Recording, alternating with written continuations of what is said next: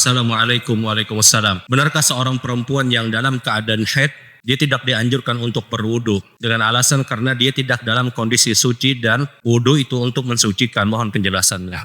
Wallahu a'lam.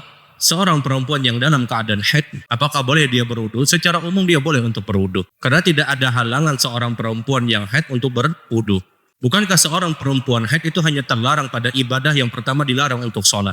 Dia dilarang untuk berpuasa dan dia dilarang untuk tawaf di Baitillah. 3 perkara ini terlarang dan ini disepakati oleh seluruh para ulama. Adapun berwudu tidak ada kaitannya dengan larangan seorang perempuan yang dia dalam kondisi haid.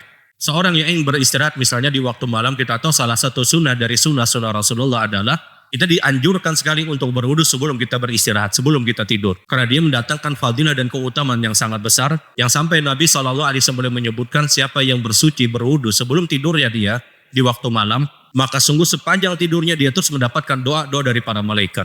Sepanjang tidurnya dia terus mendapatkan doa dari para malaikat. Yang kalaulah seandainya dia harus diwafatkan ketika dia tidur dan dia adalah orang yang mengambil air wudhu sebelum tidurnya dia, maka kata Nabi SAW dia meninggal dalam keadaan fitrah. Jelas ini alamat husnul khatimah. Perempuan haid maka dia tetap dianjurkan untuk berwudu secara umum. Karena perempuan haid itu hanya terlarang kapan? Ketika dia sholat. Dia terlarang kapan? Ketika dia berpuasa. Dia terlarang kapan? Ketika dia tawaf di Baitillah. Adapun amaliyah yang lain, maka secara umum itu diperintahkan. Taruhlah misalnya zikrullah. Berzikir bagi seorang perempuan, apakah boleh?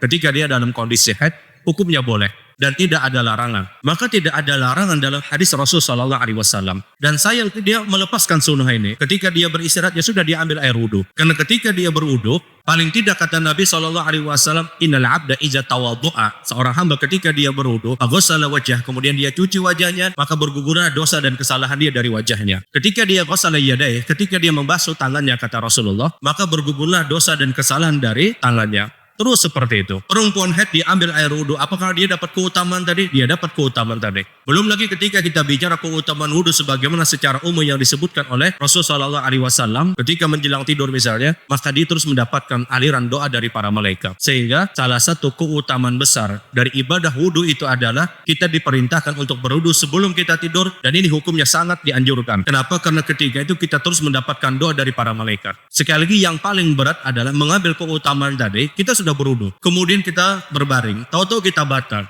Apakah dapat keutamaan doa dari para malaikat? Belum. Kenapa? Faktanya dia belum tidur. Maka ini yang paling berat. Dan kita ingat ada satu kaidah yang menyebutkan al-jaza min jinsil amal. Ganjaran pahala itu disesuaikan dengan usaha yang telah dia usahakan. Semakin berat sebuah usaha, semakin besar pahala yang kita dapatkan.